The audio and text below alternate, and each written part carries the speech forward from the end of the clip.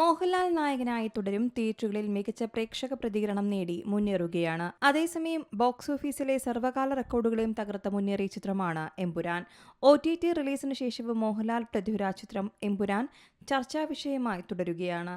April 24-ന് Jio ഹോട്ട്സ്റ്റാറിലൂടെയായിരുന്നു ചിത്രത്തിന്റെ OTT release. മികച്ച പ്രതികരണമായിരുന്നു സിനിമയ്ക്ക് OTT-യിലും ലഭിച്ചത്. ഇന്ത്യയിൽ OTT-യിൽ കഴിഞ്ഞ ഒരു വാരം ഏറ്റവും കൂടുതൽ കാണികളെ നേടിയ 5 സിനിമകളുടെ പട്ടികയിൽ 3-ാം സ്ഥാനത്താണ് ഇപ്പോൾ എമ്പുരാൻ ഇടം നേടിയിരിക്കുന്നത്. പ്രമുഖ മീഡിയ കൺസൾട്ടിംഗ് സ്ഥാപനമായ ഓർമാക്സ് മീഡിയ പുറത്തിറക്കിയ ലിസ്റ്റിലാണ് എമ്പുരാന്റെ ഈ നേട്ടം പരാമർശിച്ചിട്ടുള്ളത്. മോഹൻലാൽ നായകനായ തുടരും തിയേറ്ററുകളിൽ പ്രേക്ഷകരെ കൂട്ടുമ്പോൾ OTT-യിൽ എമ്പുരാനും കാണികളെ ആകർഷിക്കുകയാണെന്നാണ് സോഷ്യൽ മീഡിയയിൽ വ്യക്തമാക്കുന്നത്. ഏപ്രിൽ 28 മുതൽ മെയ് 4 വരെയുള്ള ആഴ്ചകളിലെ കണക്കാണ് ഇപ്പോൾ പുറത്തുവന്നിരിക്കുന്നത്.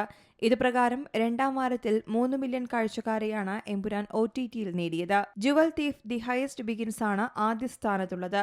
2-ാം സ്ഥാനത്തുള്ളത് വിക്രത്തിന്റെ വീരധീര സൂരനും. 4-ാം സ്ഥാനത്ത് തെലുങ്ക് ചിത്രം മാഡ് സ്ക്വയറും 5-ാം സ്ഥാനത്ത് മേരെ ഹസ്ബൻഡ് കി ബീവിയുമാണ്. മാർച്ച് 27-ന് തിയേറ്ററുകളിലെത്തിയ സിനിമ 325 കോടിയുടെ ബിസിനസ് നേട്ടം കൈവരിച്ച ശേഷമാണ് OTT-യിലെത്തിയത്. സംഘപരിവാർ ആക്രമണങ്ങൾക്കിടയിലും സമ്മിശ്ര പ്രതികരണമായിരുന്നു സിനിമയ്ക്ക് നേടാനായത്. പൃഥ്വിരാജ് സംവിധാനം ചെയ്ത ചിത്രത്തിന്റെ തിരക്കഥയൊരുക്കിയത് മുരളി ഗോപിയാണ്. മോഹൻലാൽ, പൃഥ്വിരാജ് എന്നിവരെ കൂടാതെ Manju Warrier, Tovino Thomas, Indrajith Sukumaran, Suraj Venjaramoodu, Jerome Flynn, Baiju, Saikumar, Andrea Tivadar, Abhimanyu Singh, Saniya Iyappan തുടങ്ങി വലിയ താരനിര തന്നെ എമ്പുരാനിൽ അണിനിരന്നിരുന്നു. News desk Zee Malayalam News. ഏറ്റവും പുതിയ വാർത്തകളും വിശേഷങ്ങളും വിരൽത്തുമ്പിലറിയാൻ സി മലയാളം ന്യൂസ് എല്ലാ ഡിജിറ്റൽ പ്ലാറ്റ്ഫോമുകളിലും ലഭ്യം.